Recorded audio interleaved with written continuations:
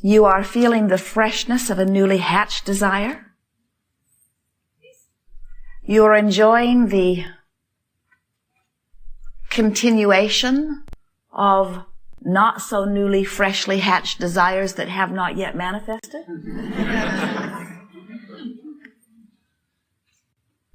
It's easier to feel enthusiastic about the newly hatched desires, isn't it? That you haven't beat to death. But those desires that you've been speaking about for a while, that you feel have not yet manifested, those, sometimes you don't feel so good about those. So let them all go. Oh, you were easier than we thought you would be.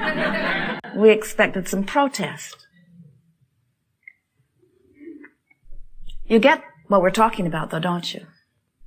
That when you hold a desire that seems to stubbornly hold itself from manifestation, that sometimes your mood or attitude about it turns from this frisky, frolicking, eager,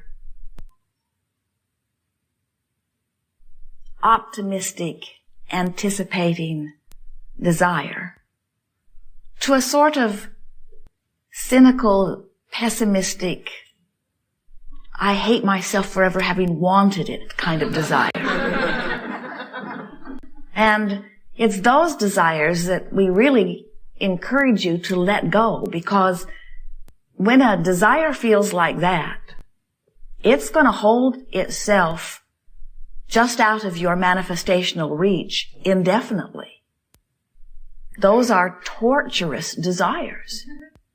So you have two options. You can either let it go altogether and give yourself a truly emotional break, or you can change the way you feel about it and bring it right to you. But you've got to do one or the other if you are to either have the manifestation or be happy. Of course, in your happiness, you can have everything that you want. So the key is to happily notice unfulfilled desires. Which brings us back around to what we were talking about earlier. When you feel eager and optimistic, even though it has not yet manifested, now it can manifest. But you say, Abraham, that's screwy as it can be, because how can I remain eagerly optimistic about something that is taking forever to manifest? And we say, but don't you see? The reason that it's taking forever to manifest is because you're not eager and optimistic. And you say, well, I would be eager and optimistic if it would manifest more easily, but this one is not manifesting easily. So how can I remain eager and optimistic? And we say, well, that's really what we're going to talk about all day long here today. How can I maintain my positive emotion even in the absence of things that I want? Or how can I maintain my positive emotion even in the presence of things that I don't want? And we say, it does require a little selective sifting. It does require a little thought management, a little mind control. But what it really requires, first and foremost, is a determination on your part that nothing is more important than that you feel good.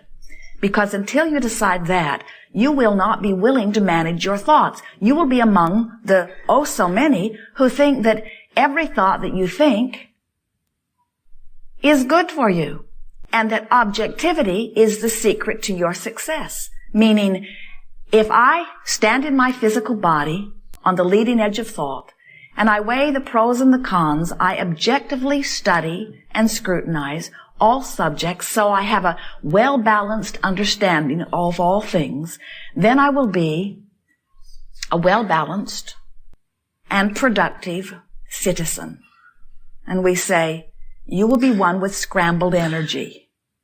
You will be one who activates within yourself what you want and what you don't want about all subjects. And in doing so, you will weaken your power because you will not be able to have a pure vibrational alignment with your own desire. You cannot focus upon the desire that you want and focus upon its absence and maintain vibrations with both what you want and with the absence of it without slowing down your attraction of this thing that you want.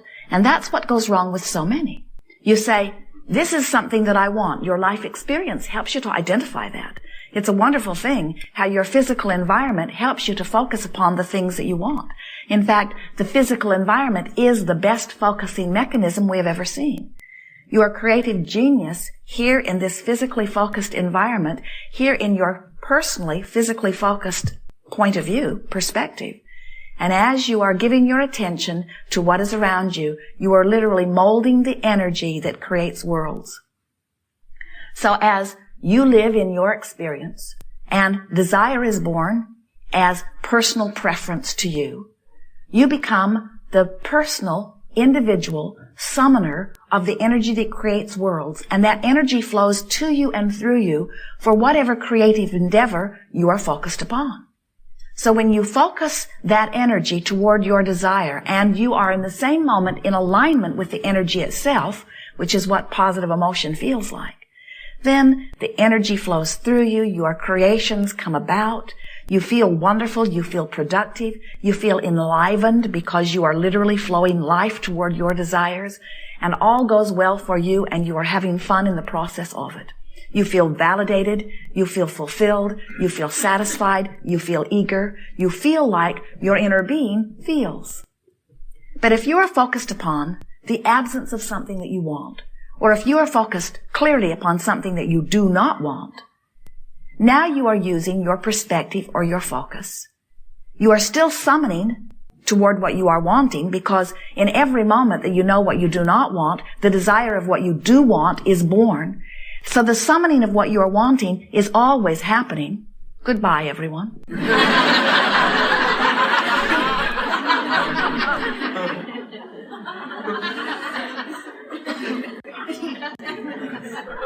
When there is darkness, you want light.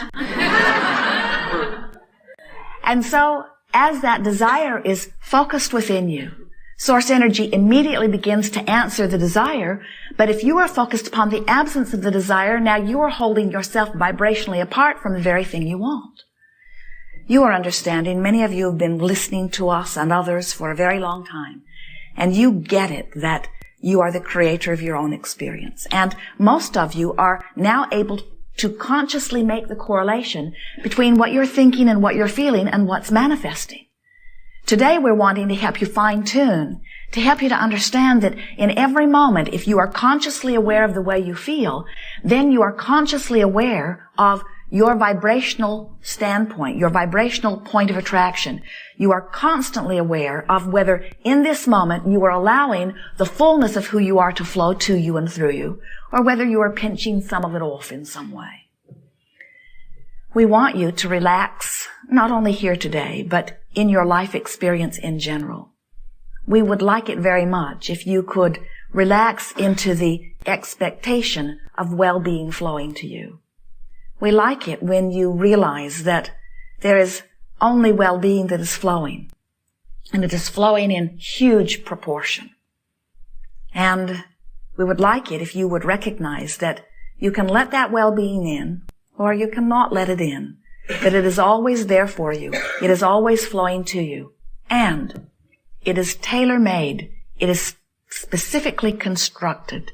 It is specifically molded and adapted to the specific desires that you have specifically preferred incrementally all of the days of this physical experience and even before you were focused here.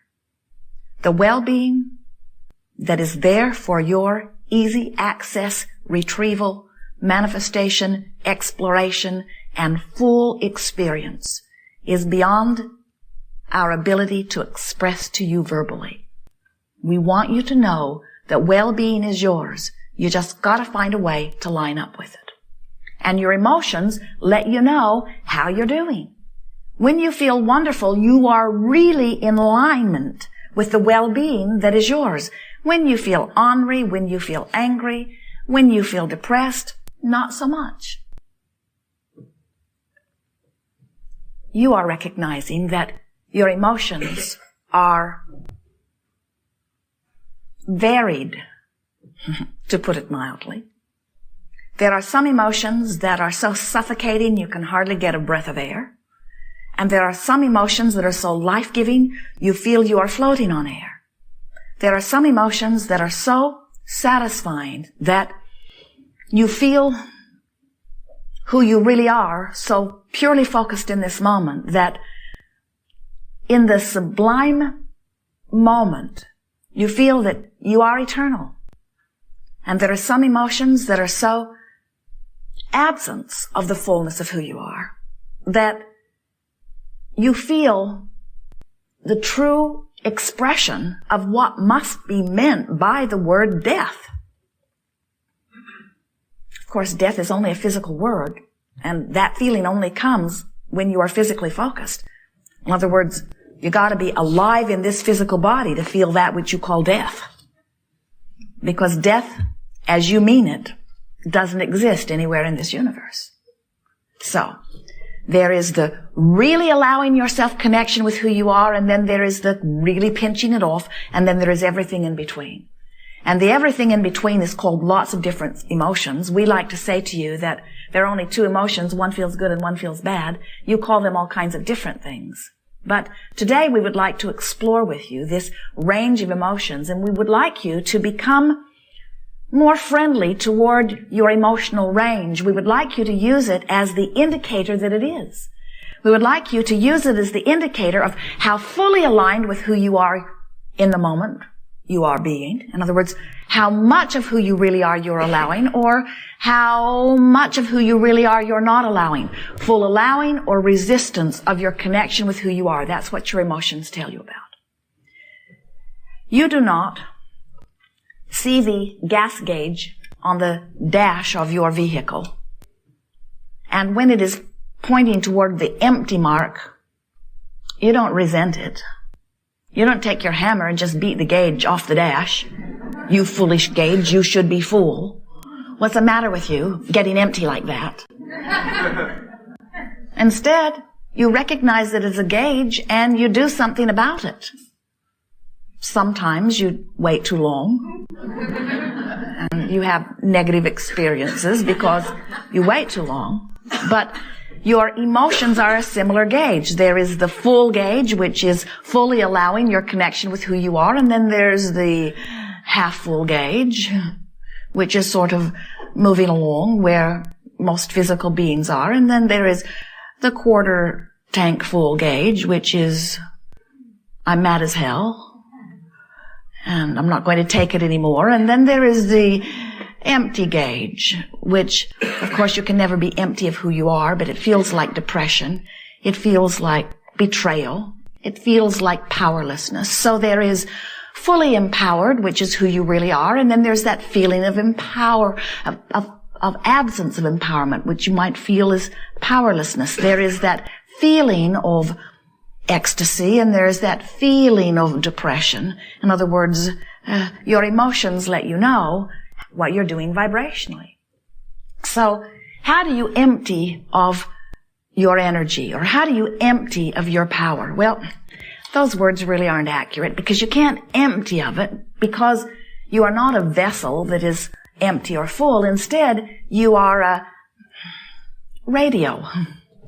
You are a transmitting and receiving mechanism. You are someone who focuses upon thoughts which have vibrational content, and as you focus upon them, then your being takes on that vibrational content. So, if you are appreciating, if you are praising, if you are looking for positive aspects, if you are looking for reasons to feel good, then you are continually aligning with the signal that is who you really are, and you are maintaining that connection with who you really are, and like your toaster that is plugged in, you are able to toast your bread. In other words, you are tuned in, tapped in, turned on. But if you are finding fault, if you are not feeling good, if you are feeling unworthy, if you are focused upon those things that don't feel so good, then you are not allowing your full connection to who you really are.